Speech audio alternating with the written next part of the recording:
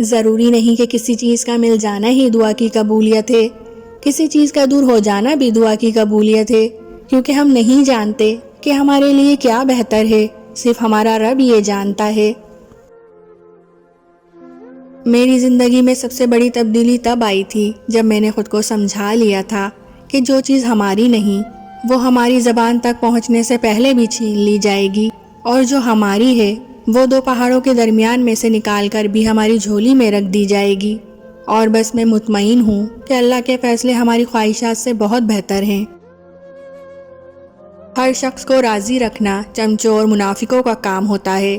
بعض امیر اور بااصول لوگوں سے اکثر لوگ ناراض ہی رہتے ہیں۔ کسی سے امید رکھ کر نہیں بلکہ کسی کی امید بن کر زندگی گزاریں۔ کسی سے وقت ملنے میں اور اسے اس کا وقت مانگنے میں وہی فرق ہے جو اجرت اور بھیک میں ہے۔ انسان بھی بڑا عجیب ہے، دعا کے وقت سمجھتا ہے کہ اللہ بہت قریب ہے، اور گناہ کرتے ہوئے سمجھتا ہے کہ اللہ بہت دور ہے۔ مرنے کے بعد رشتہ دار بحث کرتے ہیں کہ روٹی ہماری طرف سے ہوگی، لیکن زندگی میں جب وہی بندہ اپنی بیماری سے لڑ رہا ہوتا ہے تو کوئی یہ نہیں کہتا کہ دوائی ہماری طرف سے ہوگی۔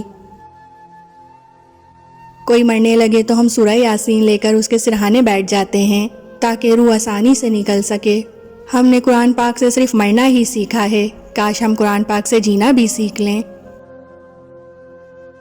ماچس کی تیلی کا سر تو ہوتا ہے مگر دماغ نہیں، اس لیے ذرا سی رگڑ پر بھڑک اٹھتی ہے مگر انجام اپنی ہی آگ میں جھلس جاتی ہے۔ حسد کی مثال بھی بالکل ایسی ہی ہے۔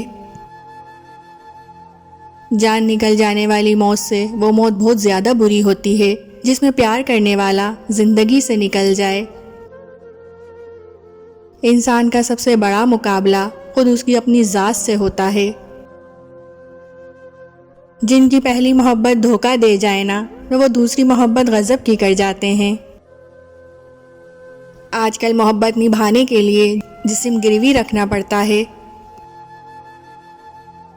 ماں باپ سیڑھی نہیں ہوتے کہ جن پر چڑھ کر ہم اپنی منزل پہ پہنچ جائیں اور پھر ان کو فراموش کر دیں۔ ماں باپ بچوں کی ڈھال ہوتے ہیں، ایک ایسا درخت جو بوڑھا ہو کر پھل دے نہ دے سایہ ضرور دیتا ہے۔ کاش یہ بات اولاد کو وقت پر سمجھ آ جائے۔ جب چھوٹے تھے اور باتیں بھول جاتے تھے تو سب کہتے تھے کہ یاد رکھنا سیکھو، اور اب جب بڑے ہوئے ہیں اور ہر بات یاد رہتی ہے تو سب کہتے ہیں کہ بھولنا سیکھو۔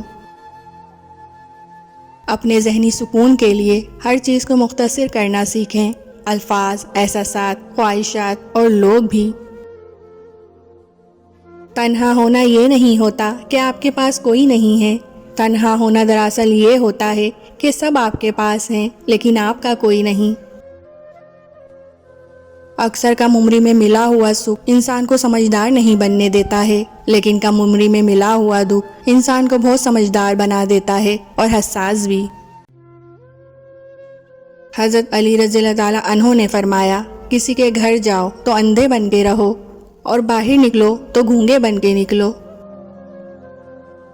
عجیب لوگ ہیں اس دنیا کے، جب تک ہر بات میں جی جی کرو سب راضی رہتے ہیں، ذرا سا کچھ بول دو اگلی پچھلی سب یاد کروا دیتے ہیں، بلکہ جو نہیں بھی کیا ہوتا وہ بھی سننی پڑتی ہے۔ رشتے بچانے کے لیے انسان جھک سکتا ہے، لیکن جھکنے کی بھی ایک حد ہوتی ہے، لہٰذا رشتے وہی بچتے ہیں جہاں دونوں احساس کرنے والے ہوں۔ وقت کی طرح بن جاؤ، قدر نہ کرنے والوں کو ابھی دوبارہ میسر نہ آؤ۔ سیانے کہتے ہیں کہ عورت مرد کی ایک چیز پر بہت جلدی فدا ہو جاتی ہے اور وہ ہے مرد کی دولت۔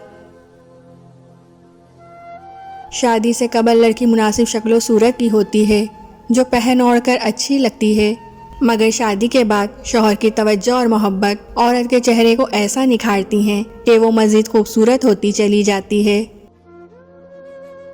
آپ کو ویڈیو اچھی لگی ہو تو پلیز ہمارے چینل کو لائک، شیئر، سبسکرائب ضرور کیجیے گا۔